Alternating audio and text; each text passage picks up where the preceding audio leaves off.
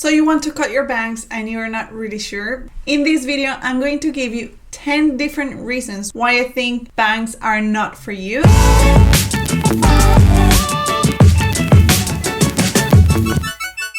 The first reason why I think you should not get bangs is if you don't have a lot of time in the mornings, or if you're not willing to spend time in your hair in the mornings. Having a fringe is high maintenance, and if you're not willing to spend that time, and if you're going to get annoyed by it, then having a fringe is not for you. You're not going to enjoy it, and it's going to become something bad in your day instead of being something good. So if you don't have a lot of time to style them, or you're not willing to do it, then bangs are not for you.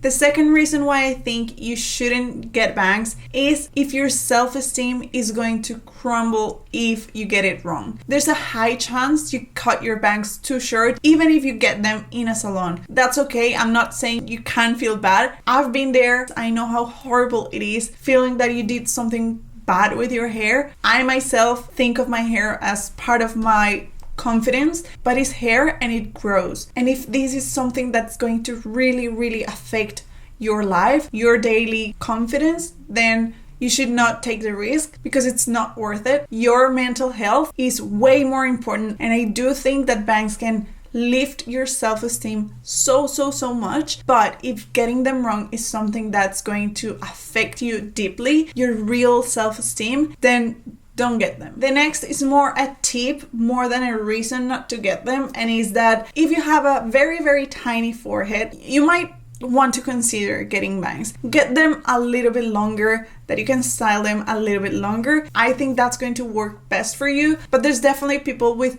short foreheads that rock a fringe and it looks so good. But in my opinion, if you have a tiny forehead, just get them a little bit longer. You're going to like them more. The next reason for not getting bangs is if you don't want to spend the time cutting them. If you're in a rush or you don't want to follow the full tutorial because 10 minutes is too long for you, do not cut your bangs. There's a high chance you do it wrong. Or if you don't have enough time to cut them with patience or even fix them if something goes wrong, then just don't cut them, at least not in that moment.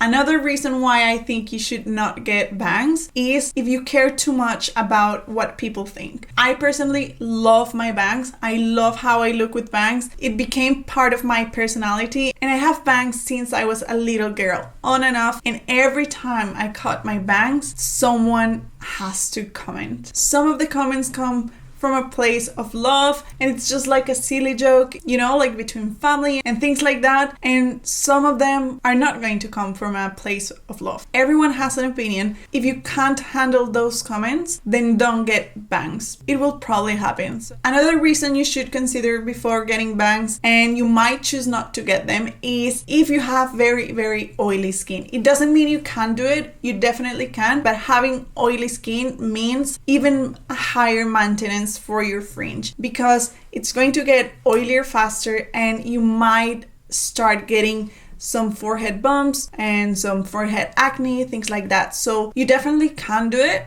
Just keep it in mind that it's going to be a bigger effort for you. That being said, it doesn't mean that if you have oily skin, you're 100% going to get bumps. Not necessarily. If you get annoyed about the hair in your face, having hair in your eyes, things like that, then having a fringe is not for you. Because even though when you cut them, they're not annoying, they grow pretty fast, and as soon as 2 weeks, you're going to have a fringe that's going to be touching your eyelashes and sticking to your face, things like that. So if you get really annoyed by this and you hate that, then don't get a fringe because it's not for you.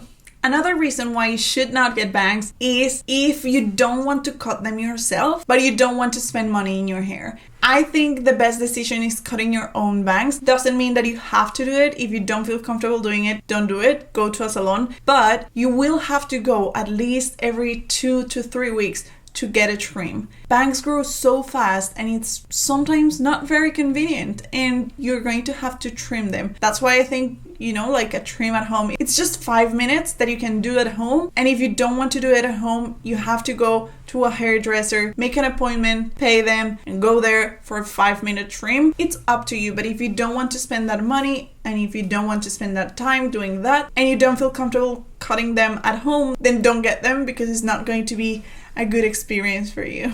This next one, more than a reason not to get bangs, is a reason not to cut them with my tutorial. That's if you have curly hair and you want to wear your fringe curly. I am the #1 fan of curly bangs, but if you have curly hair, you have to cut them in a completely different way. My tutorial is if you want to wear your bangs like this every day. If that is not the case and you have curly hair and you want to get bangs being a curly girl, go for it, but just go to a curly hair specialist and ask them to cut your bangs and ask them to teach you how to maintain that at home. That's going to be the best way. My tutorial is not the way you should cut your bangs if you want to wear them curly. I hope this tutorial was useful for you, and if after this you still decide that you want to get bangs, I'm going to link you my tutorial on how I cut my own bangs. Don't forget to subscribe, and I'll see you in the next video.